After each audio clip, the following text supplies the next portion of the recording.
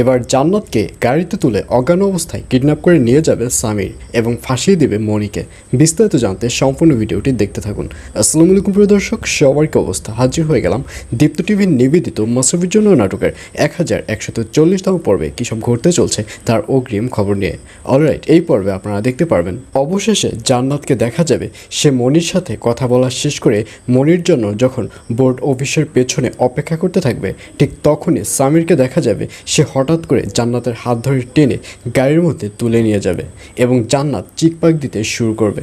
তখন সামিরকে দেখা যাবে সে হাতে একটি গ্লাভস পরে সের মধ্যে মেডিসিন দিয়ে জান্নাতের মুখ চেপে ধরবে এবং এক পর্যায়ে জান্নাত সেন্সলেস হয়ে পড়ে যাবে।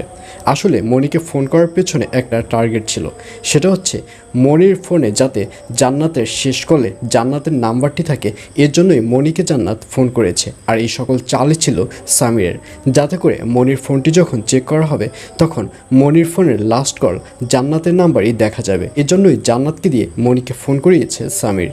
আর অন্যদিকে আলিয়া যে একটা ভুয়ার ডক্টর নিয়ে এসেছে সেটা আবার আয়ন খুব ভালো করে বুঝতে পারবে, কারণ আয়নকে দেখা যাবে সে হসপিটালে ফোন করবে, ফোন করে জানতে পারবে হসপিটাল থেকে কোনো ডক্টরই পাঠানো হয়নি এবং এই ব্যাপারটি আয়নকে দেখা যাবে সে বাড়ির সবাইকে বলে দিবে।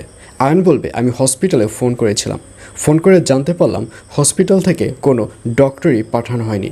আর এই কথা শুনে রুনাকে দেখা যাবে সে অনেক রেগে যাবে। রুনা এবার সরাসরি আলিয়ার কাছে চলে যাবে এবং আলিয়ার কাছে গিয়ে বলবে, শোনো, তুমি যে আগের মতো বাটপার রয়েছে সেটা তো আমি এখনও বুঝতে পারিনি। তুমি বাটপারি করে সাদিককে বিয়ে করেছো, আর এখনও যে বাটপারি করে তুমি ডক্টর সাজিয়ে আমাকে এই বাড়ি থেকে বের করে দিতে চাচ্ছ, এতটা বাটপারি যে তুমি শিখে গেছো সেটা আমি কিছুতেই বুঝতে পারিনি। ভালোই ভালো হয়ে যাও, নয়তো তোমাকেই কিন্তু এই বাড়ি থেকে বেরিয়ে যেতে হবে। এইসব বলতে দেখা যাবে রুনাকে। আর অন্যদিকে জান্নাতের বাবাকে দেখা যাবে সে জান্নাতকে নিয়ে অনেক বড় একটা টেনশনের মধ্যে পড়ে যাবে, কারণ অনেক রাত হয়ে গেছে কিন্তু জান্নাত বাড়ি ফেরেনি। এবং এক পর্যায়ে এই ব্যাপারটি যখন জান্নাতের মায়ের সাথে শেয়ার করবে তখন জান্নাতের মা এই ব্যাপারটি কোনো পাত্তাই দিবে না। অর্থাৎ জান্নাতের মা তো খুব ভালো করেই জানে যে জান্নাতকে আজ রাতেই কিডন্যাপ করা হয়েছে এবং জান্নাত এখন সামিরের সাথেই আছে।